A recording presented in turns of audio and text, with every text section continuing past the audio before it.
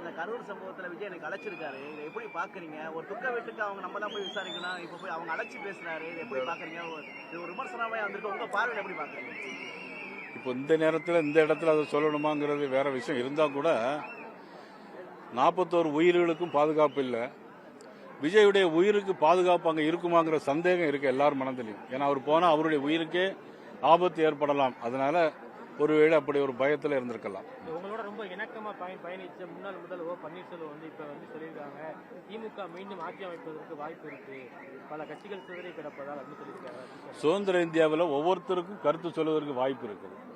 அவர் உங்களோட நாங்கள் சொல்றது இல்லைன்னா நாங்க எங்களுடைய தேசிய ஜனநாயக கூட்டணி தமிழகத்தில் ஆட்சி அமைக்கும். இது எங்களுடைய கருத்து. டிடிவி என்ன சொல்லிருக்காருன்னா சார், இந்த மாதிரி தாவேக்கா ஏடிஎம் கூட போனா பாஜகவை கைவிட்டு விடுவார் அப்படின்றாரு.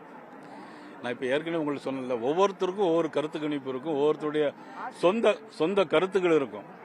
அவர்களுடைய கருத்து அவங்க சொல்றாங்க. ஆனால் தேர்தல் முடிந்த பிறகுதான் அதனுடைய விஷயங்கள்லாம் தெரியும்.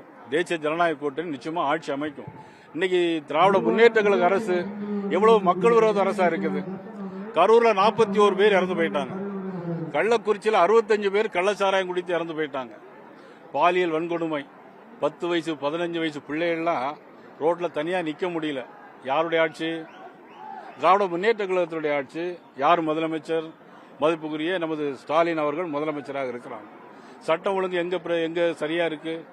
எல்லா போலீஸ் நிலையத்திலையும் வெடிகுண்டு, பெட்ரோல் குண்டு வீசுறாங்க. எங்க நல்ல நிகழ்வுகள் நடைபெறுகிறது? பெண்களுக்கு எதிரான போக்சோ குற்றங்கள் 53% அதிகரிச்சிருக்கு. இதெல்லாம் தெரியாம சில தலைவர்கள் சில கருத்துக்களை சொந்தமா பேசிக்கிட்டே இருக்கிறாங்க. ஆனா நாட்டு மக்கள் தெளிவாக இருக்கிறார்கள். இந்த மாதிரி சூழ்நிலையில் யாருக்கு வாக்களிக்க வேண்டும் என்று தீர்மானித்து விட்டார்கள். இன்னைக்கு மாமன்னர்களுடைய பூமி சிவகங்கை சீமையிலிருந்து சொல்கிறேன், தேசிய ஜனநாயக கூட்டணி உறுதியாக ஆட்சி அமைக்கும்.